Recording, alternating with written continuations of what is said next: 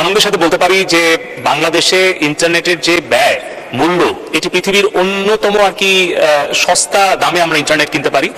Internet স্পিডে আপনারা 142টি দেশের মধ্যে গত বছর 126তম ছিলাম, এরপরে আমরা আরো ডেভেলপ করে 111তে সম্ভবত আসছি। তাহলে এই স্পিড আমাদের ইন্টারনেটের জন্য সবচেয়ে বেশি প্রয়োজন।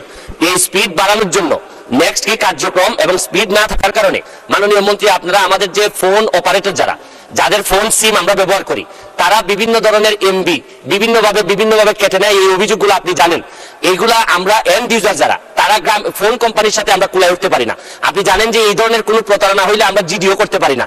এই ব্যাপারে আমরা আপনাদের সরকার থেকে আমাদেরকে প্রোটেকশন দেওয়ার জন্য আপনাদের কোনো এক্সপার্ট প্যানেল আছে কিনা এটা একটু জানতে চাই মাননীয় মন্ত্রী। ধন্যবাদ। মাননীয় সংসদ সদস্য মহোদয় তিনটি বিষয়ের অবতারণা করেছেন, খুব গুরুত্বপূর্ণ। প্রথমত হচ্ছে যে আমাদের ইন্টারনেটের স্পিড।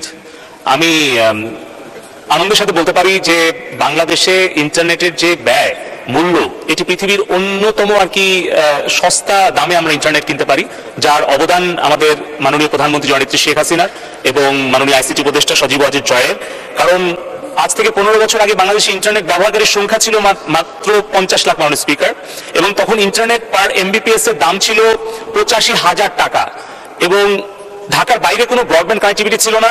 মোবাইল নেটওয়ার্ক তখন এখন যে 5th জেনারেশনে আমরা আছি এটা কিন্তু 2nd জেনারেশনে ছিল, অর্থাৎ মোবাইলে আমরা ইন্টারনেট ব্যবহার করতে পারতাম না।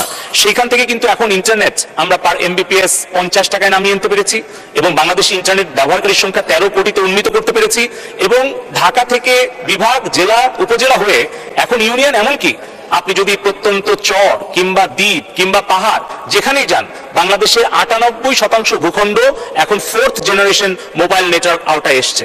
এখন 19 কোটি সিম ব্যবহারকারী। কিন্তু এই যে মোবাইল ফোনের যে বিপ্লব, ইন্টারনেট ব্যবহারের যে বিপ্লব, এটি কিন্তু সম্ভব হয়েছে মাননীয় প্রধানমন্ত্রী জননেত্রী শেখ হাসিনার দূরদর্শী নেতৃত্বের ফলে।